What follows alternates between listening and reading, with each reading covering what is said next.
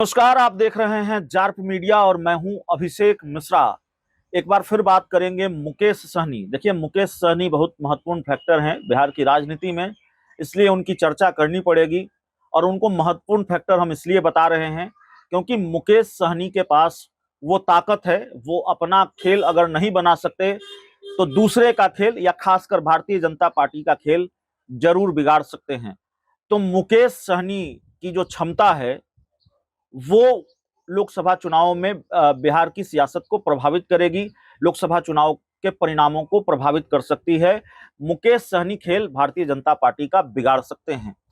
जो खबर निकल कर सामने आ रही है, जो जानकारी अब तक निकल कर सामने आ रही है, मुकेश सहनी की भाजपा के साथ बात अभी तक बन नहीं पाई है। मुकेश सहनी की डील अभी बीजेपी के साथ हो नहीं पाई है। ऐसे में मुकेश सहनी क्या इंडिया गठबंधन के साथ जाएंगे?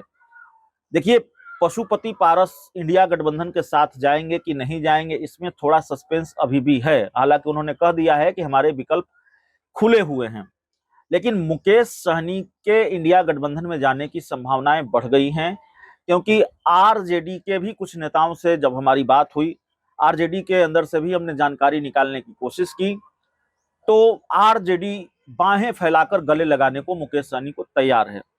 लेकिन मुकेश सहनी को सीटें ज्यादा चाहिए।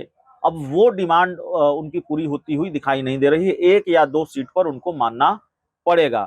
भारतीय जनता पार्टी को लेकर उन्होंने कहा है कि गोल गोल घुमाया जा रहा है और मुकेश सहनी की बात अभी तक शायद नहीं बन पाई है बीजेपी के साथ। अगर बन पाई होती तो जाहिर है सीटों का आधिकारिक ऐलान हो गया होता, या बन पाई होती तो मुकेश सहनी खुद भी आधिकारिक तौर पर उनकी पार्टी की तरफ से या उनकी तरफ से कुछ बयान सामने आ जाता। लेकिन मुकेश सहनी ने अभी इस मामले में चुप्पी साध रखी है। इतना जरूर वो कह रहे हैं कि हमारी बातचीत दोनों तरफ चल रही है, लेकिन बातचीत अगर दोनों तरफ चल रही है तो दोनों में से किसी तरफ भी उनकी बात बनी नहीं है, ऐसा लगता है। क्योंकि न इंडिया गठबंधन न एनडीए गठबंधन, अभी उन्होंने पत्ते नहीं खोले हैं, यह भी नहीं बताया है कि बात नहीं बनी है। लेकिन अभी जो गुंजाइश नजर आती है, हो सकता है वो कल एनडीए के साथ चले जाएं, हो सकता है वो कल बीजेपी के साथ चले जाएं, कहा नहीं जा सकता। राजनीति में घटनाक्रम बदलते हैं, चुनाव के वक्त बहुत तेजी से घटनाक्रम बदलते हैं, दोस्त और दुश्मन बदलते हैं।